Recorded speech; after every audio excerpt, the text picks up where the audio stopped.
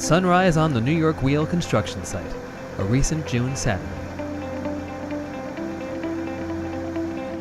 The first of many huge and significant events saw over 400 cement trucks, loaded with specially mixed concrete, shuttle in and out near the wheel's south foundation over a 14-hour period, starting at 3 a.m. Nearly 4,000 cubic yards of cement, weighing more than 16 million pounds, were continuously poured into a foundation reinforced and crisscrossed with intricate computer-designed metalwork, which not only will give the wheel the strongest possible foundation, but will also work in concert with the North Foundation, seen here being poured some 2 weeks later. This is special. I mean, just the size of it. Number one, it's a mass pour. We have 3,600, actually it's more than 3,600, it's over 4,000 cubic yards of concrete that we're pouring at one time, which is unusual. It's extremely important that we pour it continuously so that, no joints form, it's monolithic, and it all works together. We ended up sourcing all of the concrete from, or 60% of it, from Staten Island, which was pleasant news to me. I thought it was all coming from New Jersey, from Bayonne, and from Brooklyn, and only 40% of it's from off the island. And that reduced the travel time and the logistical issues. We do indeed bias ourselves wherever we can, both for local content and also for WMBE, women and minority-owned businesses, and many of them are represented today on the site.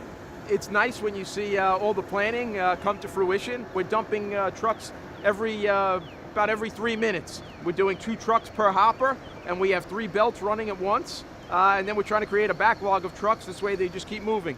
So how many truck loads will come through here today? Over 400. Over 400 truckloads. Yeah. In addition to all of that concrete, we have about 900 tons of reinforcing steel placed within that south cap that we're pouring today. And if you think about how much reinforcing steel that is, if you equate that to the terminal building that we'll be constructing in probably like another month or two, that has 1,100 tons of steel in it. So this is almost a building within the foundation of steel. It's amazing. In addition to the creation of both foundations, one for each of the A-frame legs, which will shortly become a permanent part of the New York skyline, a great deal has been accomplished this past winter and spring at the New York Wheel site. The next few months will see the arrival and installation of the giant 400-plus foot crane, which will help lift the wheel's pedestal, legs, hub, and exterior structure into place, starting in the late summer. Over the summer, the 4-story parking garage will be completed and open to the public, while the wheel's terminal building will start rising as well. I very often drive out onto this site on a weekend with my wife. And I come out here not just for me to see what's happened at the end of the week, but to kind of share it with her. She moved out here to Staten Island with me. She's interested, so we come out here.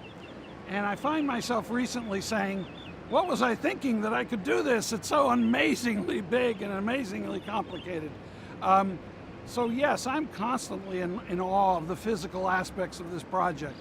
It's funny because going through the approval process, I was very gratified to get to the completion. Completing the financing, I was very gratified because I've done a lot of financing in my day, but this was a very special one. But watching the physicality of construction is very new to me.